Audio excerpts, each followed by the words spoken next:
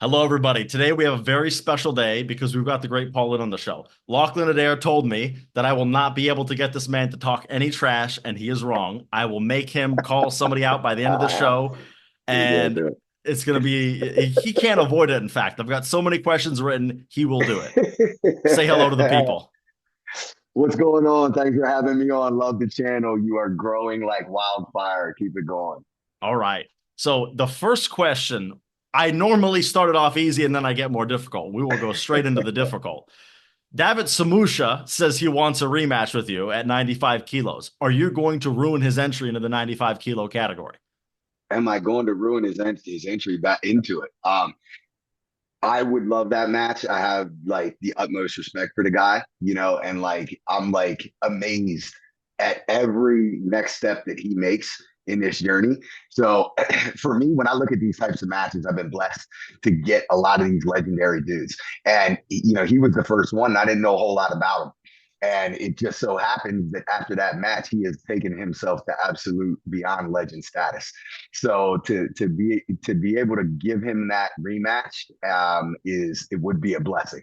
Now, obviously, my intention would be to win the match, but he's definitely a different animal from when we pulled the first time, and I think I am too. And I think there was a weight difference when we pulled the first time. So this would put us right on the same playing field, except likely I would be cutting weight and I'd replenish back and there would still be a little bit of a gap. So, I mean, I'm definitely curious about it and it's a no lose situation with a guy like that. So, and I've become like really good friends with him. Like, and he's probably like, I'm not really a fan of people or arm wrestlers in general, but it's hard not to be a fan of that guy. And it's hard not to like violently root for him when you're in the presence of the match. I mean, if you are a fan of arm wrestling and you love to see good quality athletes compete, there is no high, like maybe John Brzenk is the only person I could think of that is more exciting from a pure arm wrestling legacy standpoint than when we compare it to Davit Samusha, where Davit Yeah. Samusha is just, he doesn't talk any shit. He doesn't have any social media, doesn't do any fucking interviews. He's Mm-hmm. just really good at arm wrestling. And Yep. that's all you need to do when you see once someone's in a match, that's all you care about. And But the he other, puts on a show. and when people are going to be like, you can't ever compare anybody to John. People go crazy. But like there is comparisons there. Like Davit is also, he's not just an inside puller. He can pull in all different directions. He's got the Mhm. biggest heart probably in, the lower weight classes. He does not have quit in him. He is reckless abandon to the core. And then if you get to actually know the guy, he's like the sweetest human being ever. If he was able to speak a lick of English, his popularity would be times 10. And Oh yeah. unfortunately, that's just kind of how the social media world goes. Which we're so driven by English speakers. But I mean, there's been plenty of times we spent hours and hours and hours drinking beer after beer and communicating via Google Translate on our phone for like hours and cracking up. He's Uh-huh. awesome. Yeah, I remember at East vs. West 12, I don't think Davit's mom wanted him to win as much as you did because you were just screaming like any like especially in that match, it was a 4-3 for those who haven't seen it. I don't know who hasn't seen it, but him and Nurla Adarhan, it was one of those matches where arguing about the referees can actually change the outcome of the match. If he gets Yes. fouled and you feel like he didn't get fouled, you need to be shouting that wasn't a foul because those Yep. little decisions can compile up to being a bigger deal. So Yeah, that's anyway, why your corner is so important. It's important for a million different like intangible reasons. Obviously, like emotional support, mentality, like what is the energy level, like all those intangible things are great and they're super important to like success. But when you start talking about like the international competition and like WAF level competition, Nerdalat being from Kazakhstan, they come with an entire team. They treat it like it's WAF. They challenge calls. They go to the instant replay, and they were in a position where they were doing that quite a bit and it just didn't feel like um, Davit was getting any traction the other way, yeah, And I just felt compelled to not let those counter arguments go unheard. uh-huh, And like, I mean, I want to see the guy win because he's a friend. But I also I don't want to see the match get taken over by a replay review on every single round. So yeah. I'm at least going to go over and argue when, when they when they challenge every single round. He deserves So some representation in court. Yeah, and again, a lot of times it comes back to like the ability to communicate too. And I just so happen to be able to speak English, and let me help. You know, Yeah. All right. So actually, I have a question that I didn't write that I just came to my head. I So love it. you against Sasho. Mhm. Some people believe you were sort of robbed in that match. How do you feel? Because I mean, during the moment, you No, screamed, "It's been a pin for 5 minutes," and I definitely oh think yeah, it was a pin for 5 minutes. So how do you feel about buddy. that situation? I get fired up like anybody in competition, and there's frustration and things like that. But I'm a strong believer. Like I've been extremely happy overall with my matches and how they were officiated throughout East versus West and King of the Table. I do not have any like major gripes. Now, obviously, did I want that to be a pin earlier? The one thing that I a lot of times concern myself with. As far as being an inside puller is, you have to define to me where does the wrist line break at, Uh-huh. like where when it breaks the plane, you need to tell me, and then you need to call the pin when we pre-match decided like this is a pin, like let's just stay consistent to that. Now, that being said, I don't believe in any way, shape, or form that I was robbed because I had to arm wrestle for 10 seconds longer.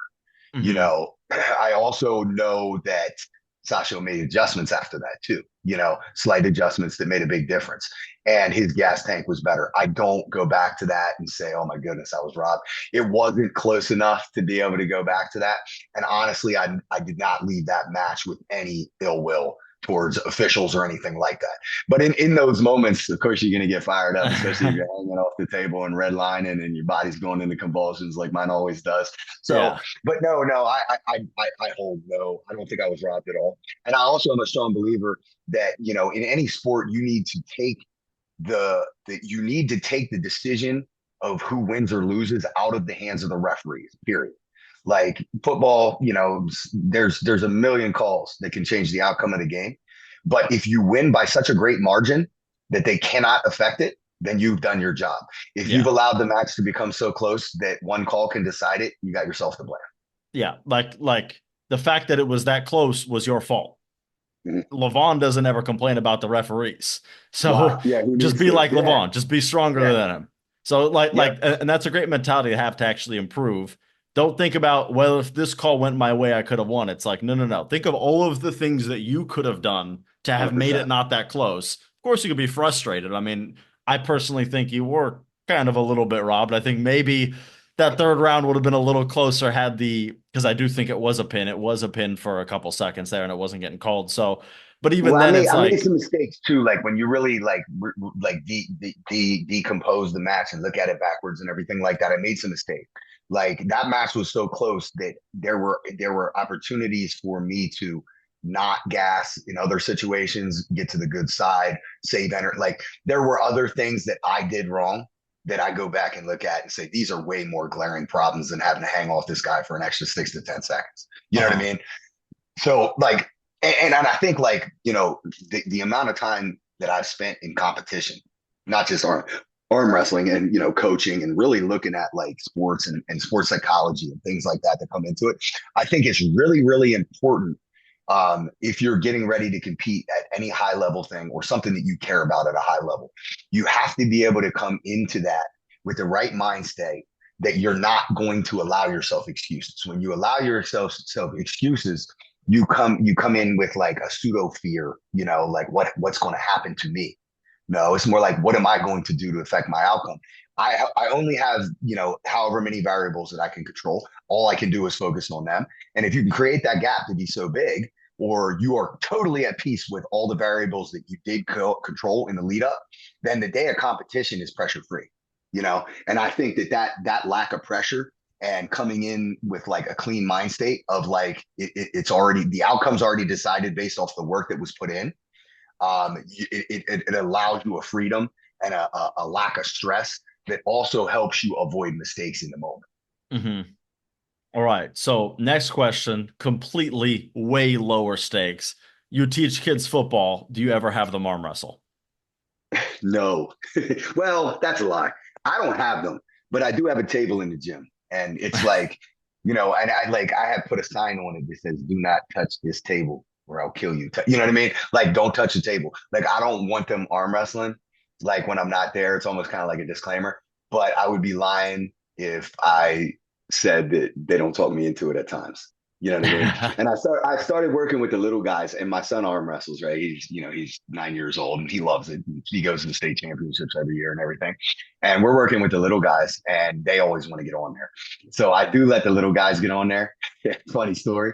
Like we'll work them out hard in the weight room and everything, and then the reward is to get on the table a little bit. And we got Mhm. this like genetically gifted little African kid who is just a stud, and his hand is like as big as mine. He's like 9 years old, Holy and shit. my son arm wrestled him, and my son's been arm wrestling since he was 4. And Uh-huh. boy, he ran him to the wire, and I'm like, yes. I will work with you in arm wrestling. If you're interested in competing at the state, I will bring you. Uh-huh. That's awesome. And is he interested in arm wrestling at all? Oh yeah, he loves it. Every single time he comes in there, he's like, "Wait, let's get on the table." I said, "Okay, after we're done working out, that's your reward." That's awesome. All Yeah. right. So you do have a little Khaled over in Oh, dude, he's a stud. I love him. I love him. all He's right. a little powerhouse. I love That's it. great. Okay, so next question. You are a pure hook puller in a weight division that's dominated by a really, really, really good top roller. Do you think that that leaves you little chance of becoming the champ? And then what do you plan to do to deal with Irakli's top roller next time you face him? Well, I mean, when you really look back on my career, I have been a hook puller for a shorter duration than I have been a top roller. Unfortunately, the matches that I've taken have really lended myself to working on my hook primarily, to the point where I almost forget how to top roll. You know what I mean? Like it starts to feel unnatural now. But I did start out as a pure posted top roller, so I do have that basis, and I do think now, are you going to get to the level of possibly the best pound for pound top roller on the planet Earth, like in the course of an 8 week prep? Probably not. Um, does that mean that it's impossible to beat this guy? No. And the proof is Todd Hutchings. So when I do look at the Todd Hutchings approach, the posted pronation protected side pressure with back pressure, people don't realize how much back pressure Todd uses, but that kind of is the blueprint. And I do think that Irakli has got substantially better. I would love to see that rematch, but I do think that an emulation of Todd's style is not unattainable. Hmm. And I think I'm not going to sit here and say like, oh, my side pressure is like not Todd is the side pressure king, but I think the thing that separates Todd is he also has back pressure to match it. Yeah. I do think that is not an unattainable thing. I think everyone is beatable. Um, do I think that I'm necessarily right now ready for an Irakli rematch? No. But it is 100% on the list of things that I would like to achieve. If I'm given that opportunity, I'll prepare to the best of my ability. And if I ever am given that opportunity, I'm probably going to ask for a 12-week lead time All so that I right. can So really you focus can on really specific. focus. Oh Yeah. yeah, 100%. I would scientifically pick it apart and build my programming based off of how to beat that one human being. And Now, now I have a little bit of data now after feeling them, and I also have some data because the after the first round against Irakli, the plan was to hook him. And I made a mistake in that round. Not to say I would have hooked him if I didn't make this mistake, but it made it worse. I didn't pay attention like to how low I had the strap, and the strap slipped. And a lot of that was because his hand and pronation was just so good. It slipped up. I lost any connection, and I bailed on the idea of even trying to hook him from that point because it felt like impossible, right? So I immediately went to my attempt at the Todd Hutchings emulation, which I did not spend enough time like uh-huh. working on. So the gap there based off of that was really really big. So I do know what it feels like now. So I know what level of back pressure and pronation sustainment I would need to be able to execute that, and I think it would take like a 12-week dedicated effort to even get close to that gap. Now, would you also say that, like, okay, if you were to have a rematch with him, would it be 12 weeks of you're just going to try to really hook him and you're really just going to get this really strong and this really strong? Or would it be 12 weeks of I got to become a top roller real quick because I am not setting a hook against this guy? No, it would not be a pure top roll. It would not be me trying to beat his hand per se. Yeah. It So would you not be a know pure that, top roll. or you think the But best way is to not go hand for hand there. I think the most important thing in the entirety of the thing is being able to keep your own pronation. Whether you're trying to hook him or not, whether you're going to flat wrist pull him or even like operate with the idea of your hand being back, you must be able to keep your own pronator and you must be able to keep your back pressure. Like you Hmm. cannot chase this guy. Even if you're trying to hook him, you can't chase him. If Yeah. you go at him, you're losing because his hammer curl, back pressure, and pronation is wild. So no, I would probably, and it's as much as I hate the idea of preparing for one specific thing and not having a plan B or C, I would probably, in order even to be able to think I'm going to have a chance, I would have to really, really focus on like something really finite. Hmm. All right. I take it that you don't want to say anything too specific, and that's fine. Yeah. And he goes, man, hey, I might never pull him again. Who knows? Yeah. You never Well, know. I I could be, think I could be like wasting a told secret right now. all roads will lead to the champ, and the champ is Irakli, and it looks like it will be for a while, to be fair, because a lot of people said Tautiev would beat him, and fucking Tautiev broke his fingers in the second No round. That way. was not even Not even, close. not even close. That Yeah. stylistically is not even. I mean, that was the one that I was kind of scratching my head on. No, Tautiev was amazing, but Hmm. like, I don't. It's going to be really hard for a top roller to beat a Hmm. unless we've seen John run him to the wire with committed almost open top roll, and pronation, and John, I don't know. Yeah. The We'll way see. I, I just think Irakli's probably going to get tempted up into the higher weights again now yeah, that he's kind of cleaned house. the thing I But was you kind never of know. thinking was that, like, I think Tautiev, like, he's so tall in that weight division. I just don't feel like Yeah, he has enough arm. Was honestly what I was worried about. I was like, even if everything goes right, he gets full pronator control, everything. I could see Irakli hold him on his bicep like this, and there's just yeah, not enough finishing power because, like, Tautiev is like a fucking freak. I don't know if you've met him, but he was like ridiculous. mm, He I don't think I've ever seen a human shaped like him. yeah, He was so thin, like this yeah, way. yeah, Like if you're facing him in the front, he looks like a yeah, fucking brick wall. And if you yeah, look at him in the side, he looks like he's like yeah, Flat Stanley. You know what Flat Stanley is? yeah, yeah, Yeah, that would be the way I describe him. And yeah. his arms were insanely long, hands were insanely big. It was just such a weird looking athlete. And, I would almost be interested to see you and him against each other. Would be kind of curious how that would go. Yeah, he's Um, tricky. He's very tricky. He's very I'd tricky. be shocked if you kept your wrist against them, but I don't think it would matter. I don't know how comfortable you are on a dead wrist, but I think you would end up dead wrist pressing, and I think you'd succeed. It would be a very interesting match. Well, the lever length can become a problem too. Sometimes when you have an extreme lever length too, and like when I looked at Irakli and Tautiev, and I know the type of back pressure that Irakli has, that hammer curl back pressure, and like when you have a longer lever and you kind of already have to lower your lever a little bit to that, and you're so susceptible to that row, and losing center this way, just because of the anatomy and the angles, that Hmm. makes it tricky too. Then you're relegated to really relying off your hand and pronation, Yeah. and losing that center line can be tricky. And having to rely on your hand in pronation when you're going against Yeah. Irakli doesn't feel too comfortable, eh? Yeah, and people don't talk a whole. Everybody talks about Irakli's back pressure and pronation, but the guy has side pressure too. Yeah. You know, Him and Todd Hutchings at 95 kilo, that would be that's the really good match. right now. That's the match. That's the match. Like I think that's a match that has to be made. I think Todd's been kind of we've watched Todd in WAL, and one day they just said, "Hey, you're too good. You got to pull supers. You can't pull 195 pounds anymore because that's where he was Uh-huh. the hammer holder for." They just force him up into the supers, and it's kind of a similar thing with him being in 105. I mean, the guy walks in at like 219.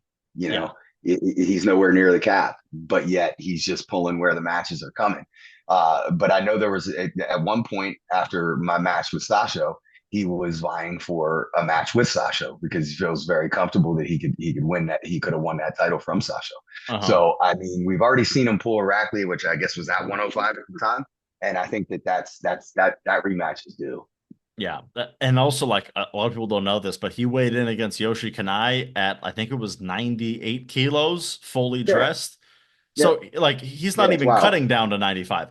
And I actually Yeah, heard it's someone wild. say something that, like, made me salivate, What about him and Davit Samusha? He's not that Yeah, far off from cutting down to Davit Samusha. no, Man, that would be good. that's actually a really good match. Like that's a really good match because Davy is not going to test him outside. He's going to go there, and it's going to be like an endurance war, and they Yeah. both have endurance. Yeah. And I think if the deeper that match goes, like supination, the more interesting it gets. Like Todd is so weird and special when he's only a little bit supinated and a little bit cupped.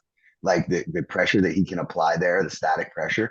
But like David is going to come as hard in as he can, and that would just it'd be awesome to see. I'd love to see it like outside of the straps too. Like, Yeah. be very interesting. I honestly like I would probably be going against the grain here, but I think Todd Hutchings would probably win that one.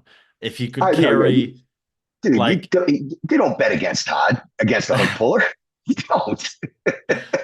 well, I mean, you also don't bet against David Samusha, right? So 100%, 100%. But that's why that's why you want to see the match, right? yeah, Because we can't call it.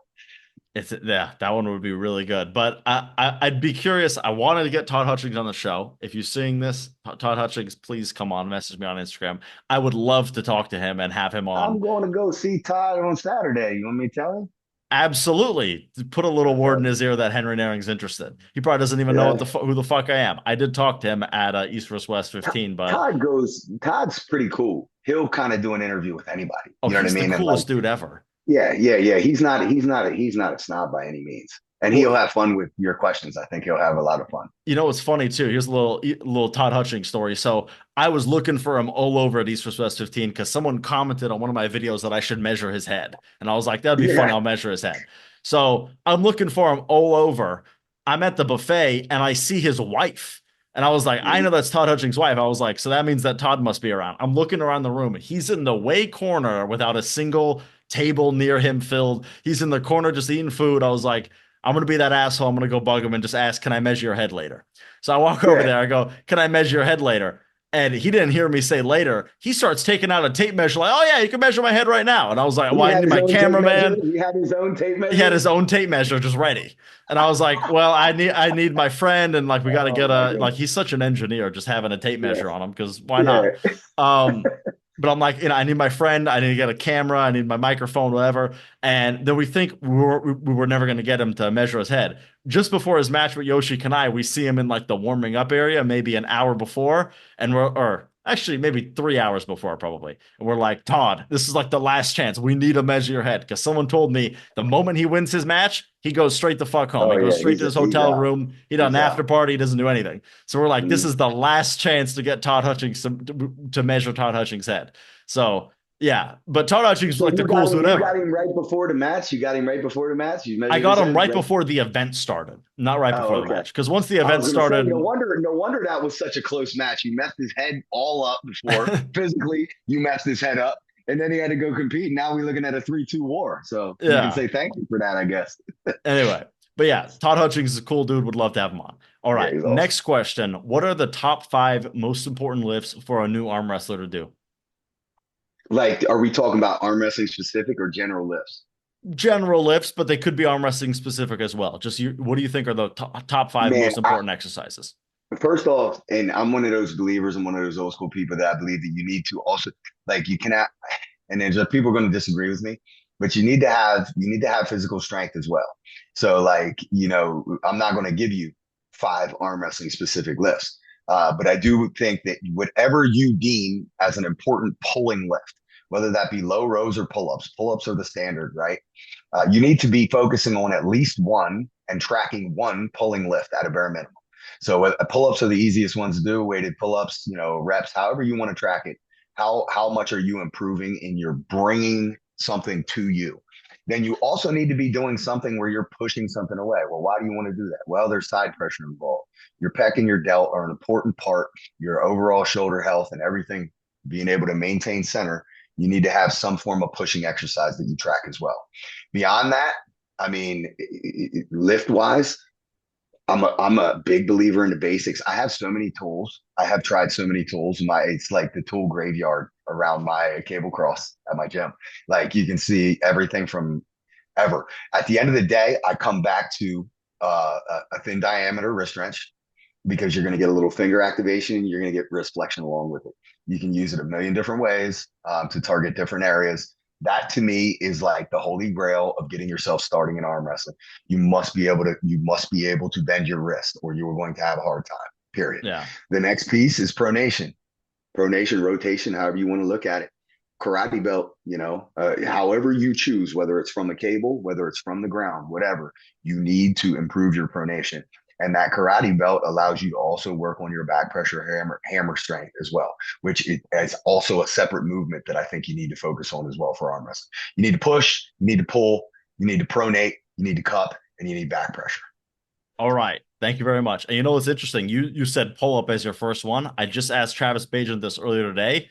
I said one exercise, pull ups. That was the first thing he said. You have to 100%. do pull ups. And he said, do it with a false grip like this to be training your cupping at the same time. But he was like, the number one thing is pull ups, pull ups, pull ups. If you want to just get a general, just a core strength that is so vital to no matter how you arm wrestle. Yep. If you're arm wrestling here or here, you want to be arm wrestling here. And if you want to You train can that motion, you got to do pull-ups. 100%. And you can adjust your pull up angle by shifting your body too. And if you really think about it, like what is an arm wrestling match? Reach, grab, pull your opponent down and back, right? And so important to win the center line this way Mm-hmm. because then you have a better chance of winning it this way. Yeah. So if you can pull someone down, if you can block that lat in, you talk about some of the best arm wrestlers of all time. Brzenk, have been blessed enough to pull him. And there's two things that separates this guy. He's very passive to set up with. He feels very comfortable until a tenth of a second before that match, and you feel everything lock in. And it starts from the lat, and then it hits the pronator, and it goes from feeling really comfortable to feeling terrible in like a tenth of a second. And it's very subtle. You don't see it when you're seeing the setup, but you sure feel it when you're connected to him. And that's that pulling pronation combined. Yeah. I've heard that exact thing you just described from multiple people where they're just like, John feels good, feels good, feels good. And then all of a sudden you're just like, I don't want my hand tied to this guy. This is not Yep. good. All Yep. right. Thank you very much. So now I've got a question about your match against Krasi. How do you feel? What's your overall shape? What's your vibes like? You feel like you're going to kill this guy? Going to be close? What's the deal? I feel good. So like coming out of football season, I've had about 3 weeks off now. So I'm hot and heavy back into like, heavy training. So I trained throughout football season regardless. And I did have a heads up this match was coming, so I had a little bit more motivation and more effort during the football season. It's tough for me to apply that level of like emotional energy into training when I have these distractions. So I am going to have, I guess, a total of 7 weeks in prep for the Krasi match. So now I'm pretty much just living in the gym for the past 3 weeks. I mean, we're talking about 4 hours a day at least. So I'm like trending in a really good place. Like my all of my the lists that I track, that give me the barometer of where I'm at are heading right towards those PR levels. And the good news is I feel pretty healthy.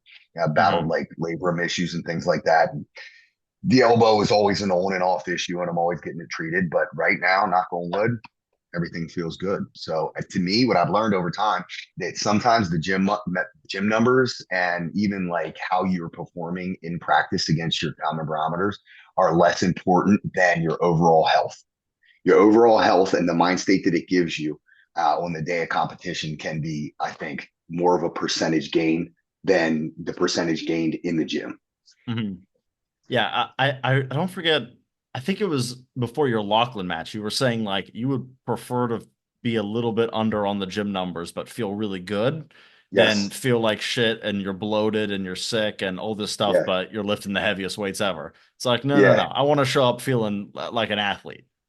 Yeah, yeah, yeah, and it's like it's one of those things too where it's like weird and people like I have to Coach Ray, other people call me out and say, "Hey, you're bullshit on this," but like I feel better after a cut, and like we were talking about Devon preparing for his cut and everything, and you were there, you saw, and all that good stuff. But he's not going to make it. He's not going to make it. Yeah, he's going to make it. Not only is he going to I had make it, zero but doubt. yeah, not only is the guy going to make it, but he's also going to be in a mind state that you haven't seen because he just purified himself with this like hellish like ordeal. Then you weigh in and you start the replenishment.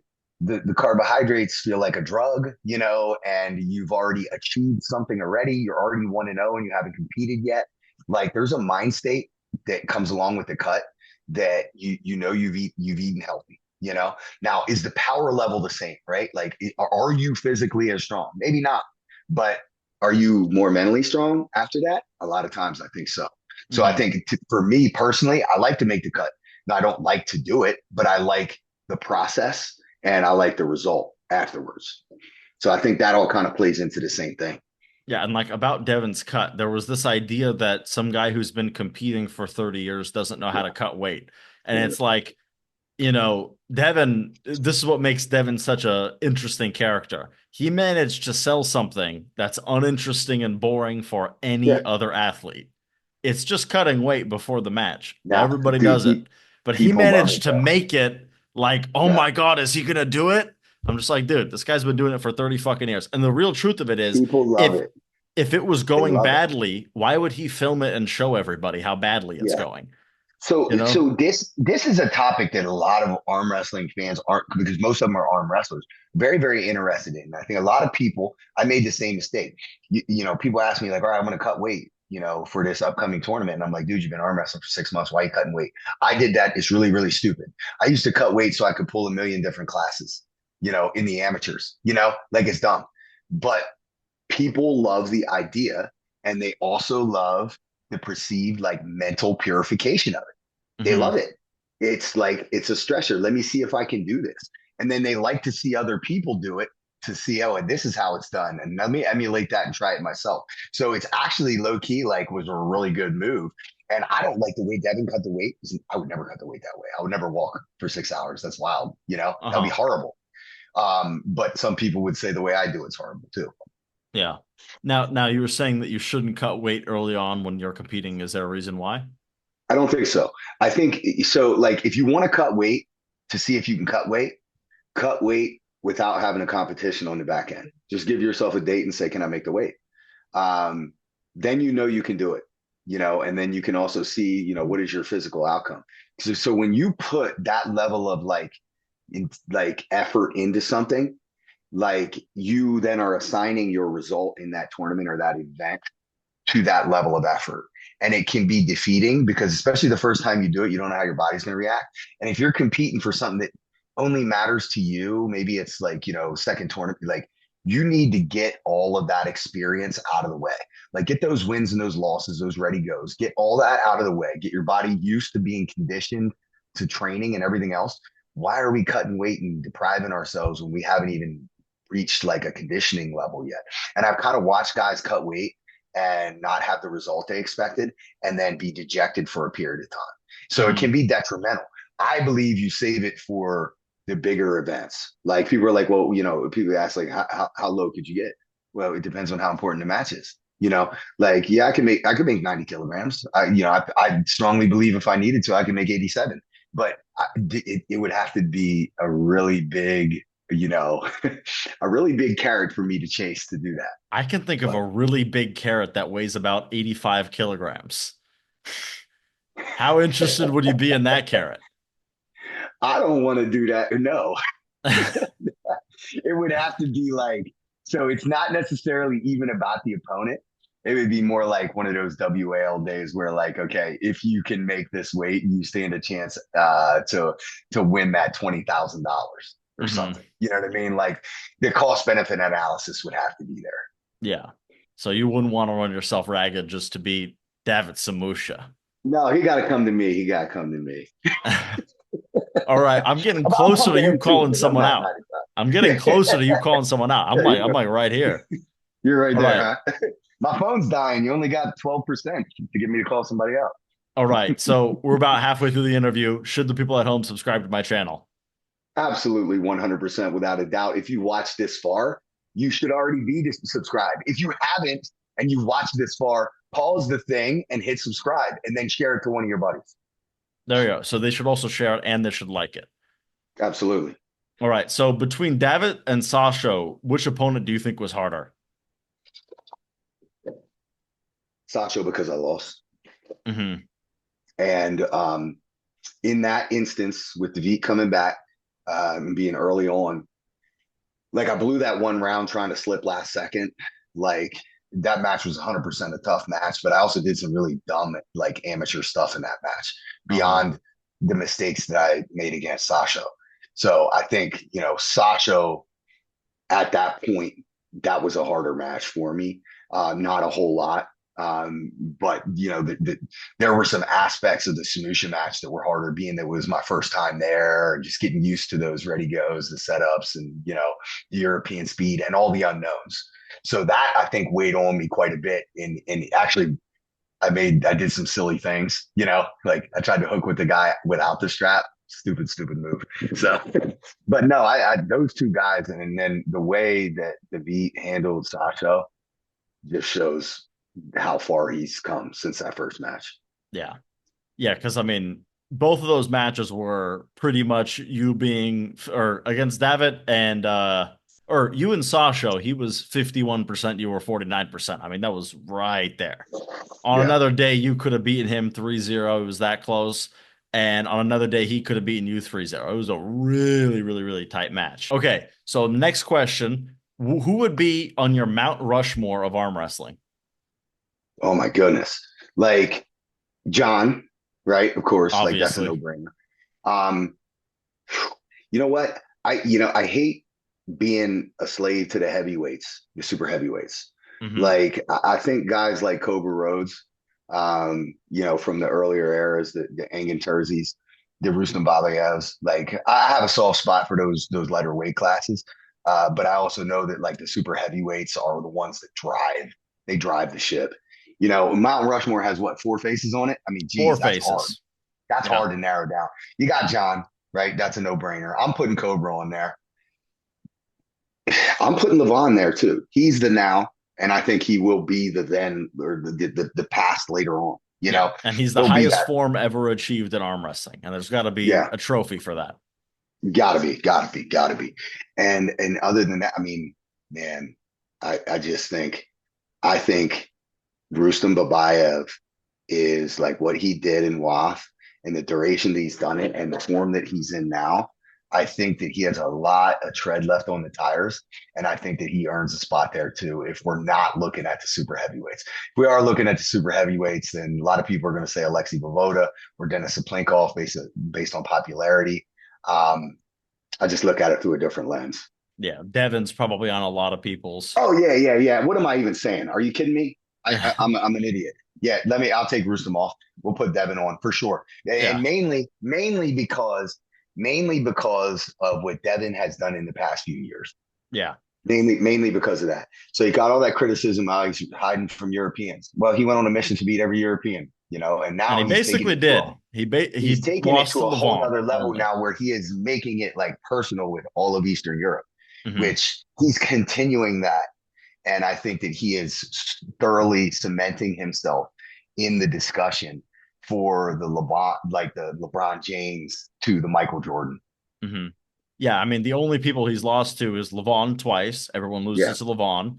And he lost to Gennady. And pretty much everybody's been losing to Gennady except for Michael Todd all of a sudden. So, Here's the other thing we got to look at too. And I was talking to a buddy of mine. He watches everything.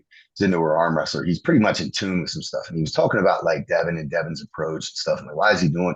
Right? He's talking about like, what he's achieved and everything. I mean, you talking about it, and I reminded him. I said, remember, like he was kind of upset. Like, all right, Devon came down to 105 and just destroyed the whole class. Now we took the best puller, he decimated them. So now it's like whoever wins 105 is tainted. And I said, I see what you're saying. But I don't think that he did that, nor do I think that he's going to stay there. But we also cannot forget that Devon started as a 225 puller in WAL. yeah, Now, like, yeah, they transitioned him in the super matches up to the super heavyweights, but Devon is still really a 225, 242 guy. Like, yeah, Devon is a guy that his body is meant to be there, but he is punching up, you know? absolutely. So you lose to Levan, and like, it's so easy for somebody to get involved in arm wrestling and say, oh, Devon and Levan, they're right here. And everybody loves Devon. So you expect them to win. But you forget the fact that Levan is 400 pounds and Devon is trying his best to be 275. Yeah. So to me, we're talking about a guy. who, if you really want to go down in like some form of GOAT status, you got to do kind of what John did, be a 198, 220 guy who pulls the supers. And that's exactly what Devon's doing. And he's doing it to the point where people forget the fact that he's not a super heavyweight. Yeah. He's trying harder to be a super heavyweight than he is trying to be a 105 guy. Yeah, and I actually, interesting story. I have a rule that I never bet more than $1,000 on each match. I bet a lot on arm wrestling. I broke that rule for Devon and Oleg Petrenko because I was Okay. that fucking sure that Oleg Petrenko was just Are going to you get run over. taking like bets like with one like a Arm person? bet and private bets. But Okay. literally, Private people, bets. I believe, completely forgot that Devon Larratt is a 240-pound guy, period. Like you're watching Yeah. him try to blow himself up and be a super Yeah. heavyweight, but he was so good at super heavyweight, people completely lost sight of the fact that like this is shitty Devon. Like when Yeah. Devon's bad, he's a super heavyweight. This is him Yeah. in his worst possible. I couldn't think of a worse weight class for him to compete in other than super heavyweight. That was probably his Yeah. worst weight class to compete in. Yeah. Maybe only the only worst class he could compete in would be like 85 kilo. Right. But super heavyweight, Right. like Well, he, you know what? He'd probably be really good there too. Or you could like even if he'd be yeah, 1 foot in the grave, like his lever is still going to be a foot longer than everybody's. His pronation's still going to be crazy. His hand's still going to be, be able. The guy can basically like put his hand around a basketball. Like, come on. Like he uh-huh. still has those like anatomical tools that are going to make it really, really tricky. So Yeah. I don't think we ever want to see him go lower than 105. There's no real reason to. But if he did, I don't think it would hurt him. Yeah, because I mean, it's also just like, Devon, all of his opponents in heavyweight or super heavyweight, they're all bigger than him. They all lift more Yeah. weight than him. They all look freakier than him. They're all younger than him. They have every single measurable advantage possible. And he's beaten So, all of them 3-0 except for Gennady. So yep. people, I think, just like completely lost perspective on how good Devon was because he's doing a weight cut. And I was just like, this is insane. But anyway, Yeah. so yeah, I think Devon definitely has to be on the Mount Rushmore of arm wrestling for what he's achieving now in the hardest era of arm wrestling ever. And is Yep. still doing some incredible, incredible, incredible stuff. So absolutely. All right. So this is a question I got from Reddit. I don't remember who said it, but whoever said it, thank you. Would you rather be champion for 3 years or top five for 15 years? Champion for 3. All right. And Be- why is that? because my clock's running out. If you asked me this, 10 years ago before I started arm wrestling, I think I might answer it different. But I'm 43. So, I mean, in a way I could answer it the other way and say that'd be really cool to be, awesome until I'm 60.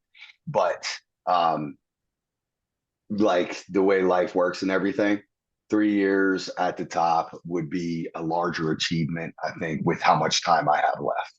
Hmm. Do you see yourself retiring in the next maybe 10 years?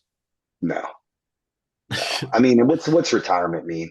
Like, you're either a weirdo or you're not. I'm a weirdo. Like, I'm not going to ever stop lifting, like I'm not going to ever stop really training. Like the level at which I choose to compete or the amount of energy that I choose to put in may change. But I don't see myself retiring. And Yeah. it's like you see Devon right now with Auden and you see him have this resurgence, right? Because Auden is in it, and like they kind of doing things as a family and as a unit. Like I think by the time I'm ready to retire, my son will probably be finishing up whatever mainstream sports he's doing, and then he's gonna be like, "Dad, let's go hit these tournaments," and I'm gonna be like, "Okay, I'm playing the Masters." Uh-huh.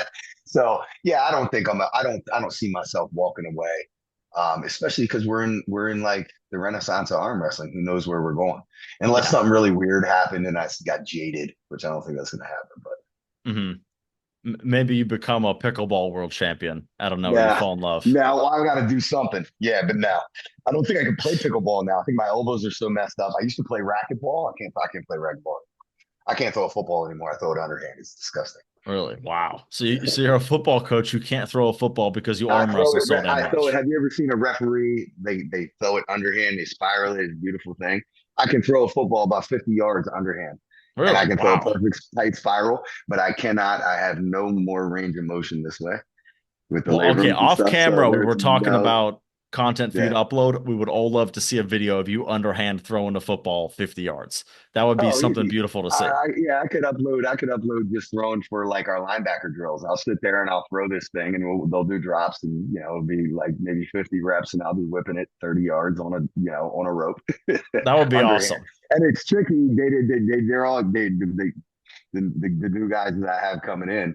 They have a hard time judging it because it's coming from below my waist and it's Hmm. rising, so it's almost like a slider.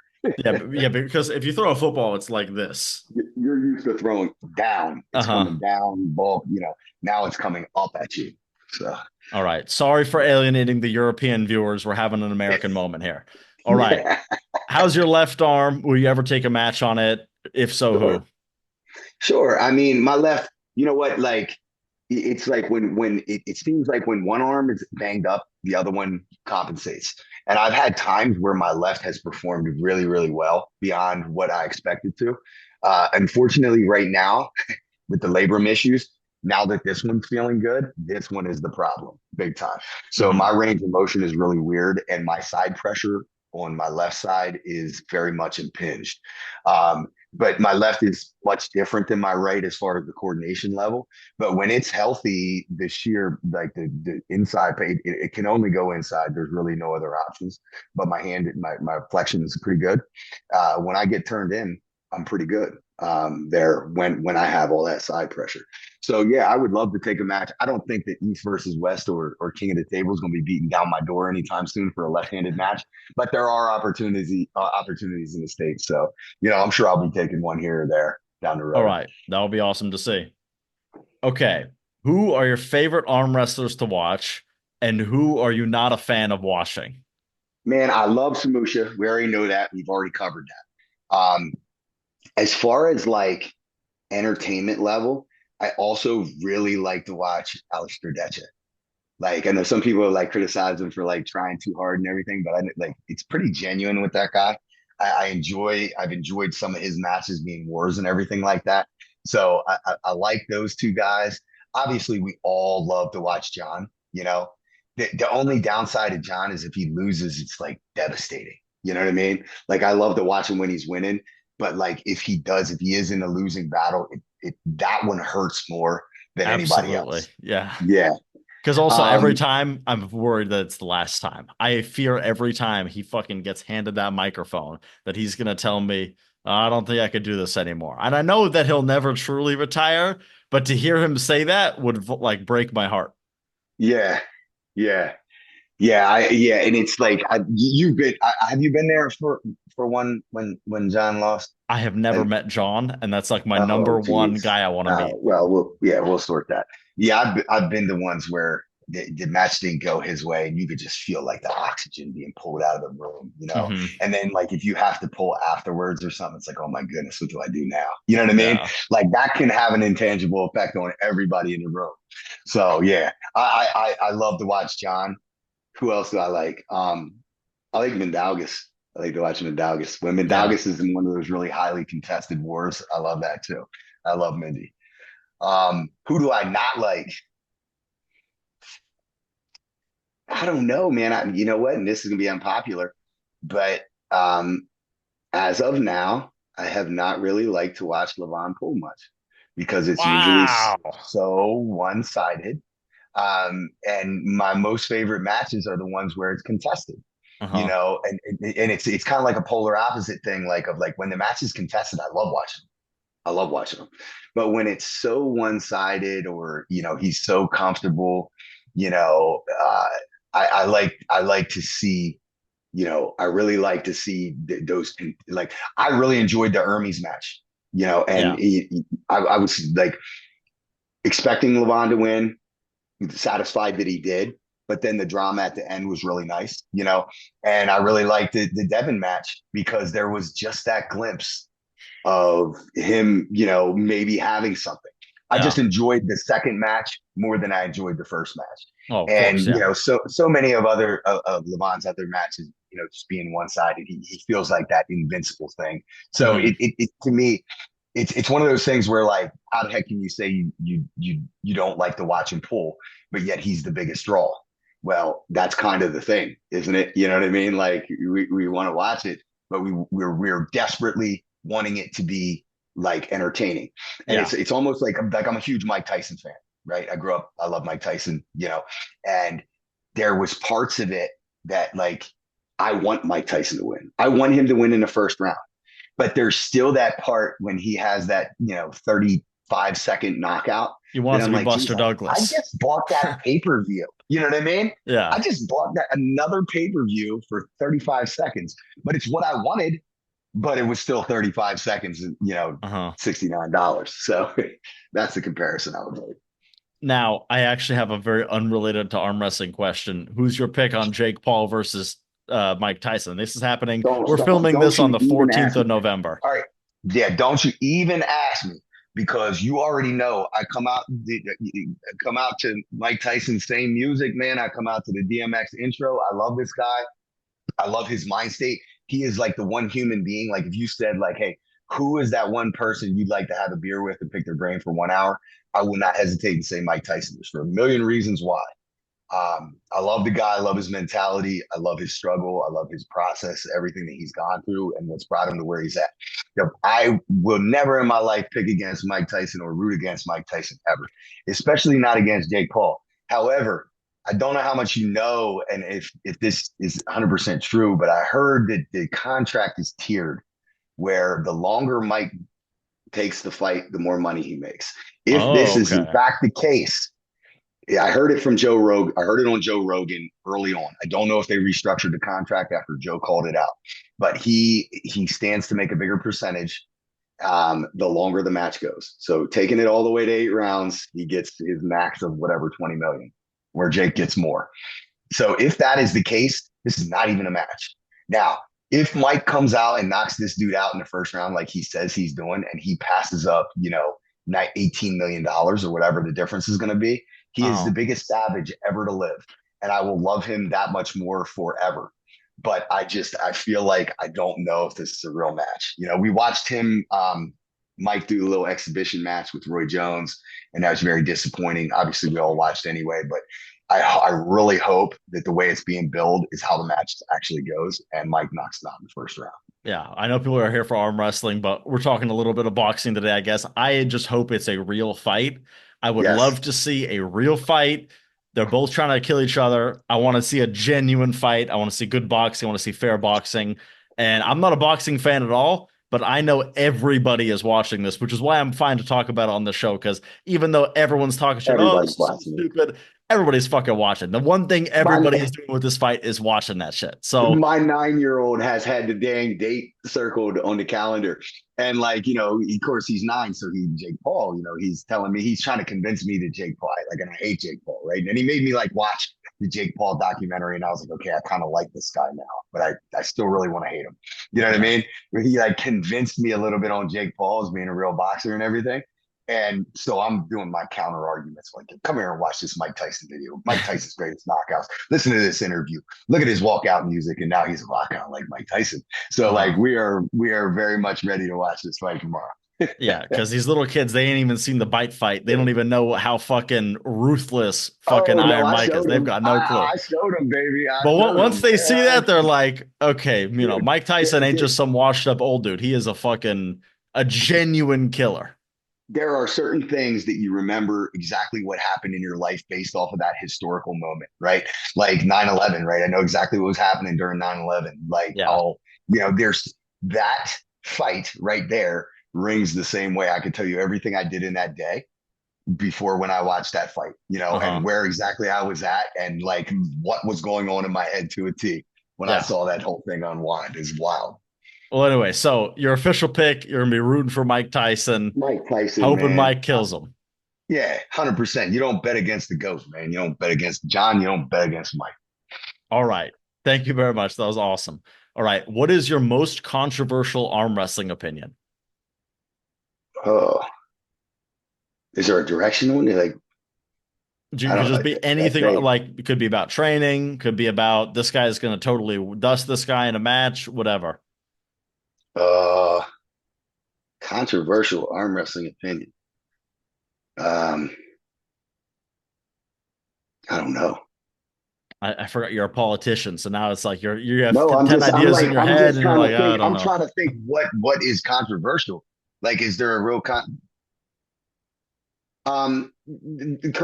events? I think my most controversial opinion on the current events in arm wrestling right now, that Devon's approach to competition is not a bad thing. That what like, and you've talked about this at length recently, because of how it's been perceived by the public. Like, okay, like, and I've said this. Will I behave and approach arm wrestling like Devon has done recently? No, but that's my own personal approach, and what I'm trying to get out of sport may be like different. Um, but for Devon, and for what Devon is not only trying to get out of the sport, but what he is doing for the sport and what he is sacrificing for the sport by doing what he does, I do not think that is a bad thing. Now, is it ruffling feathers? Is it shedding is it showing arm wrestling in a light that the purists might not like? Potentially. Is that bad for the sport? Again, no. That is my most unpopular opinion. I think that overall, fight sports, social media, the world, the direction that we're going shows, WWE shows that there is sometimes more power in the ability to be a heel than there is to be a hero. Yeah. And I think Devon is one of those few people who's willing to go full Dark Knight, and go to that dark side and be criticized from even the people that he loves and is close to him, to do something bigger than that criticism, or maybe even himself. And to me, not only is it not bad, but it's also, I see the sacrifice aspect of what he's doing, and I also see the toll that it probably takes on him and his family, and I Hmm. commend him for it. So I do think that there can be boundaries involved in that, and maybe there should be certain limits. I don't think anyone else should necessarily oppose those limits, but impose them. But I think overall, I think right now the general public is not super happy with Devon's behavior, and I don't think that it's a bad thing.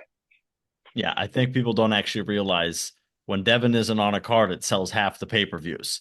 one Hundred Devon percent. is a huge draw for they don't realize that they hate Devon, but they watch every single one of his matches.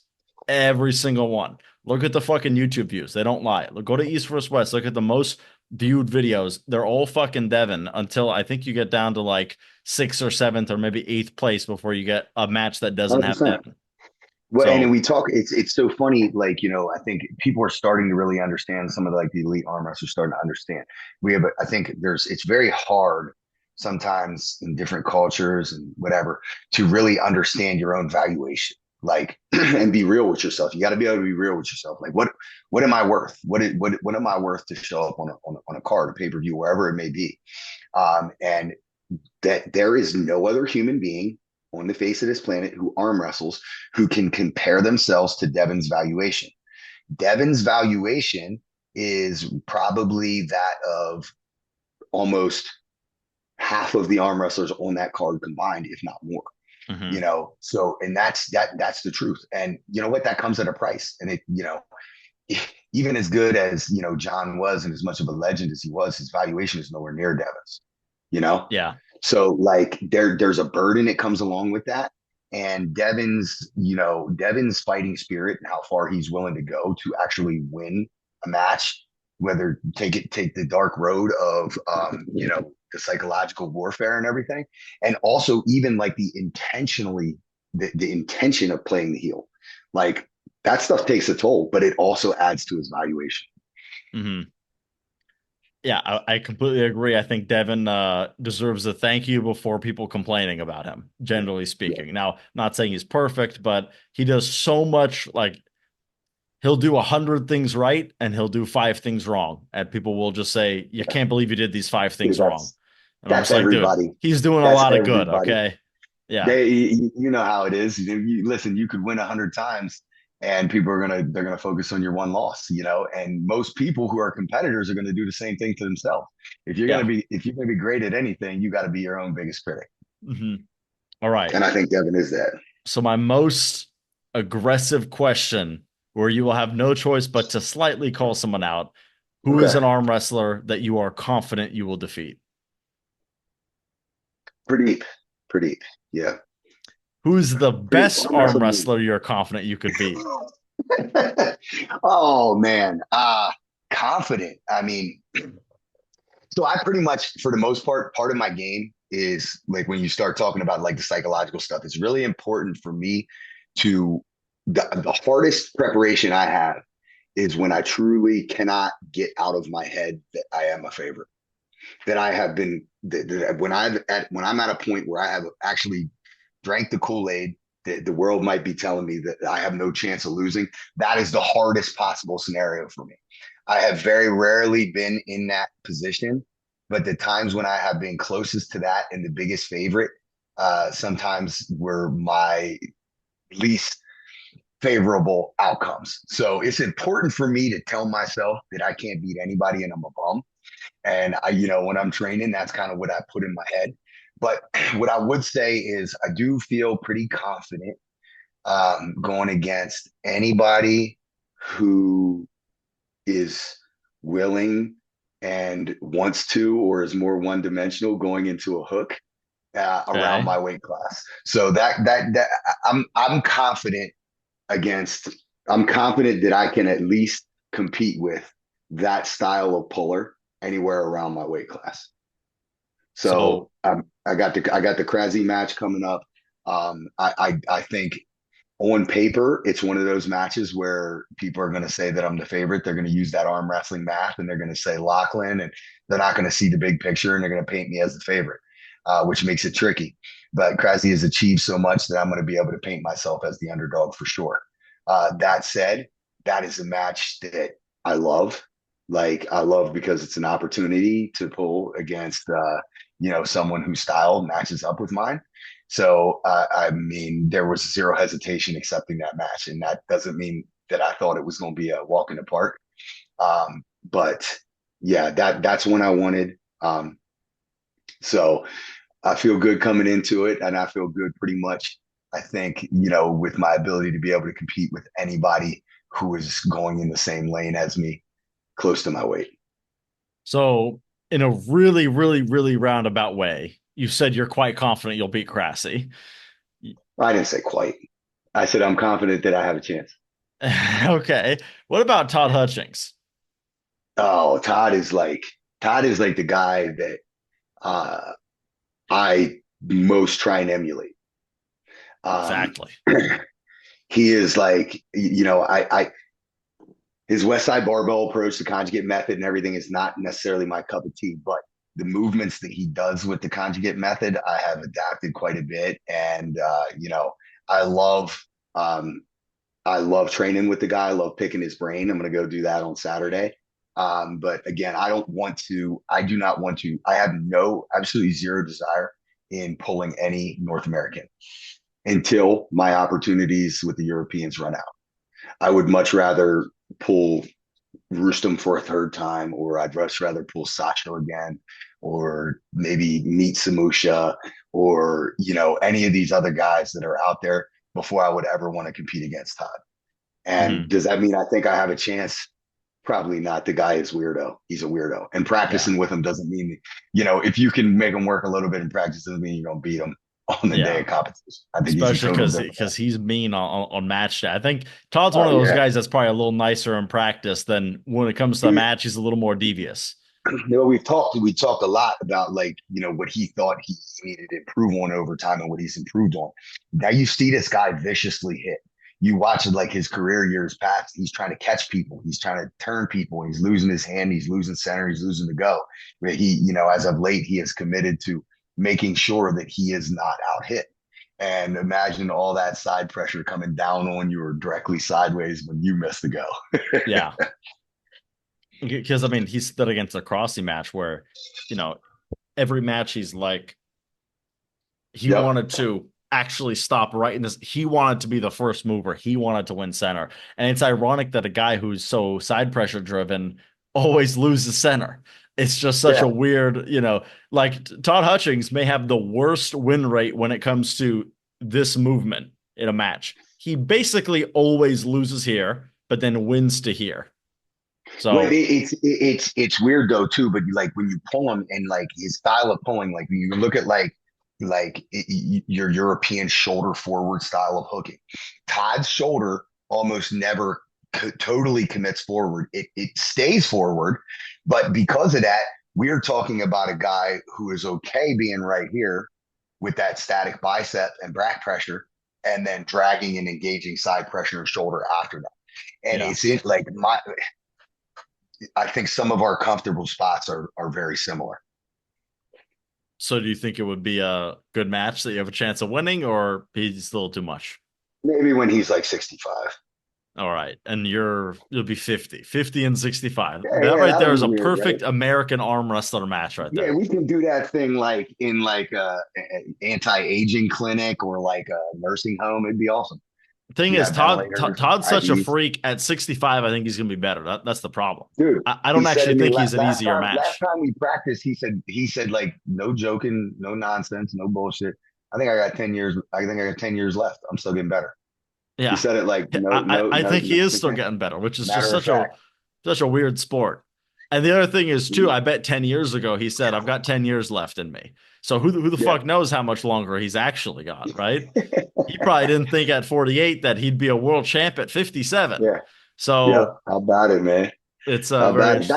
That's why nobody retires. Why are we Hmm. gonna retire? For what?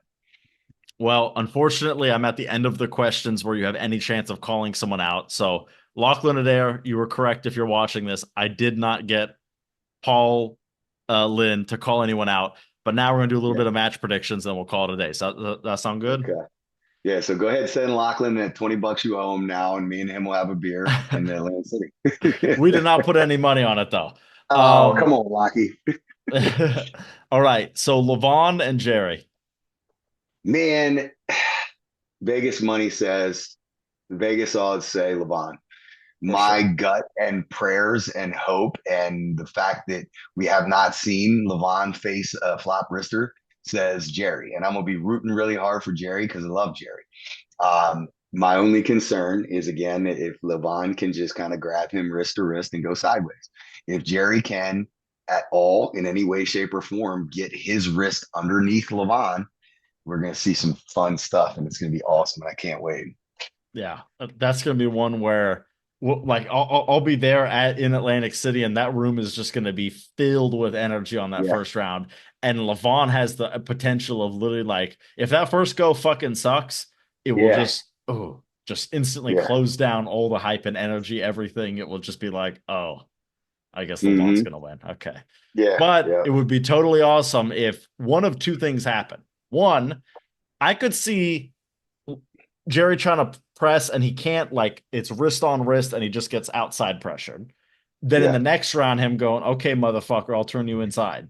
And I could Yeah. definitely see that happening where I would be pretty surprised if Jerry actually enters a flop on the first round. I believe what will happen is, Maybe it'll be a shoulder roll. If you can flop, you can shoulder roll. Jerry's got a shoulder roll. yeah, I definitely don't think that Jerry can ever attain his flop unless Levon wants him there.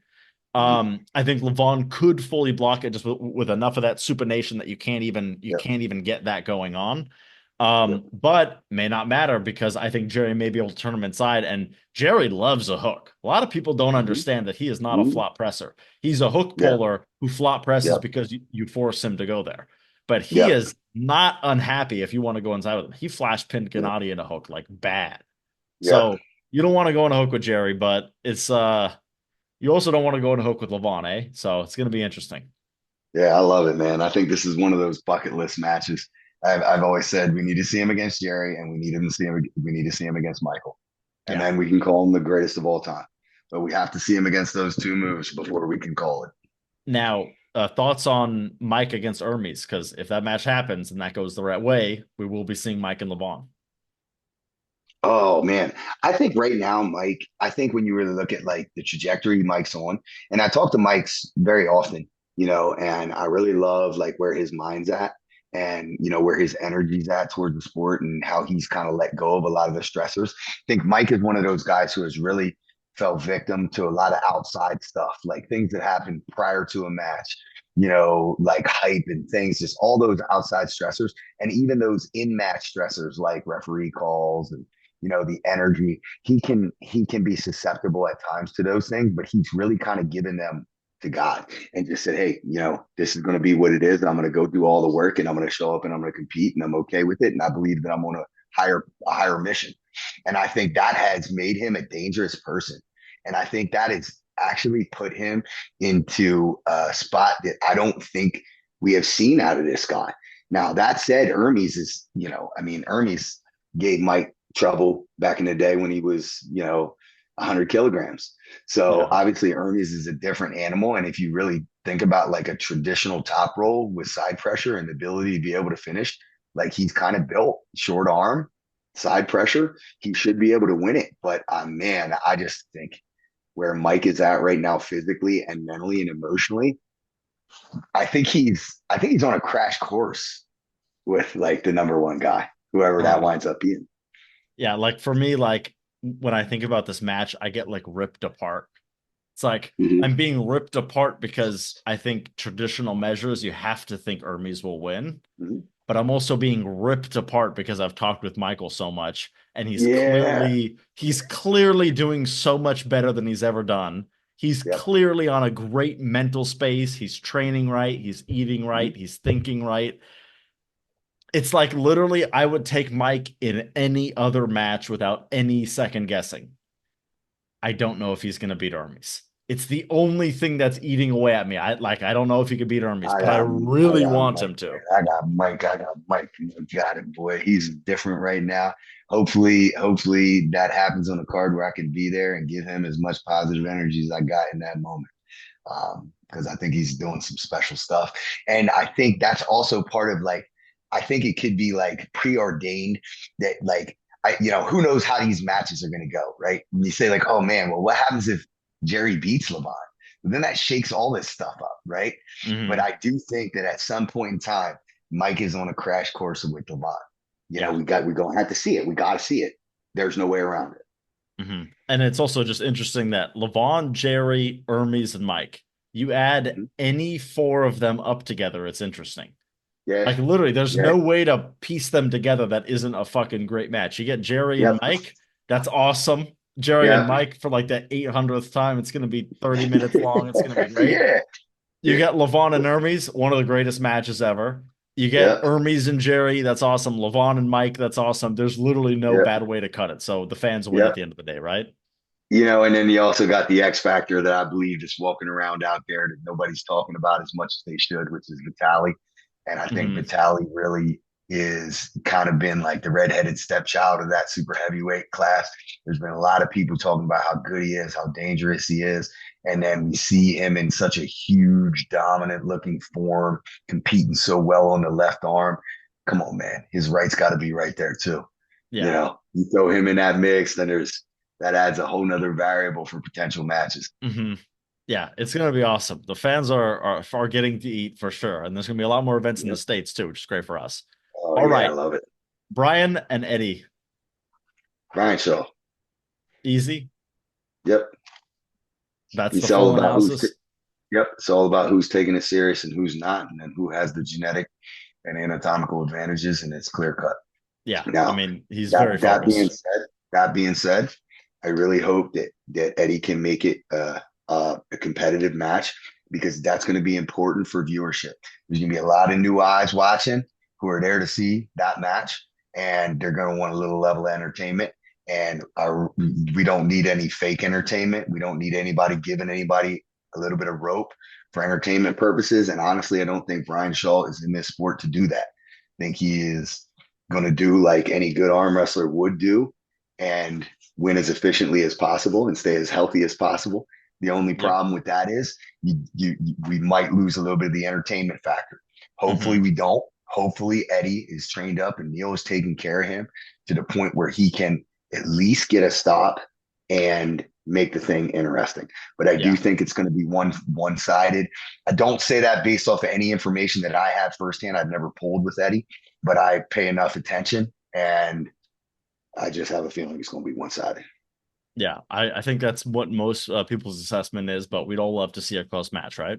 Absolutely. That's what I'm rooting for. And really at the end of the day, if you're an arm wrestling fan, you may have your guy, he's your favorite and you want him to win. But how, we don't ever want even our guy to win easy. We still want Yeah. to see a good match, right? All right. Lachlan and Andrei Sharkovich. That's tough, dude. I think Lachlan looks really, really good right now. He's bigger. Um, Andre is a very interesting opponent stylistically for Lachlan. This is not a good stylistic matchup for Lachlan when it comes to like what Andre's good at, what Lachlan's good at. It is not a favorable stylistic matchup, in my opinion. However, I believe Lachlan will be the bigger and stronger man on the day. That said, Andre is very much like what I've noticed watching his career.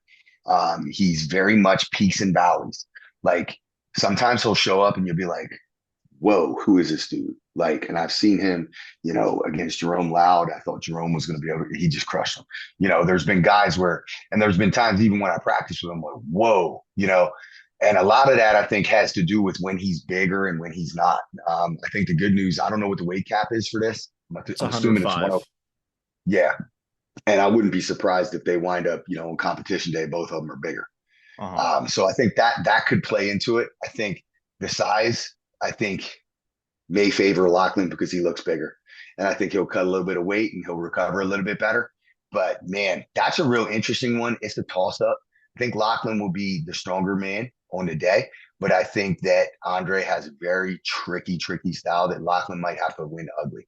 Yeah. This one for So me is yeah, impossible to predict. This is a very good match. tough. It's tough. The big X factor to me is that Andre doesn't always show up the same. We've watched Andre crush people that I didn't think he could beat, and then we've watched Adam Warzinski just dominate him. Like hook him without the strap type thing. Like didn't even look like he was arm wrestling. That one right there really threw me off mentally. Yeah. Like that, and like I know like Adam's a beast, but Adam's like an 85 guy. Yeah. Who he can make 85 comfortably and be big. And he was probably no more than like 210 at the time, and it was.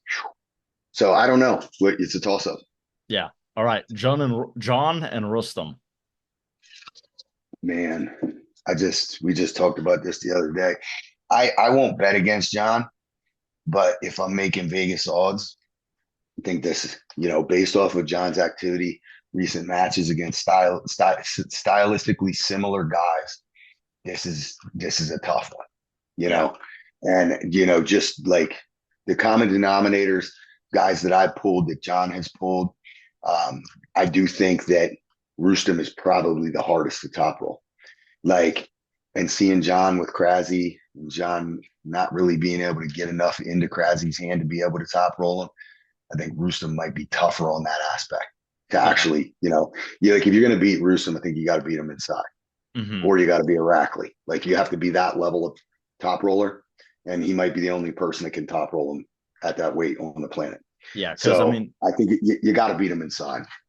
yeah, if John somehow could keep his pronator and actually keep it outside, that could be interesting. But I think it's a tough ask to not get curled inside against Rustam, and I think it's a tougher ask to actually beat him inside. Yeah, and the guy's But getting better. Rustam's getting better. yeah, So what's recent trajectory? I don't know. It's a tough one. Well, I would never bet on the match because John has done crazier things. yeah. in lesser moments. All right, Matt and Marcio. Okay. Yeah, man. I think both of those guys, both Matt and Marcio, we've seen them at incredibly high levels, and then we've seen them off a little bit. Um, I have a feeling, that these guys are both trending in a good drive. This is it's a toss up. It's a toss up. I guess I would probably maybe if they're both at 100% and like the best form, I would maybe give a slight edge to Marcio, but really, really slight, and Mm-hmm. an edge that could easily be overcome by a guy having a good day or hitting goes a little bit better. But I think we're going to see a lot of energy.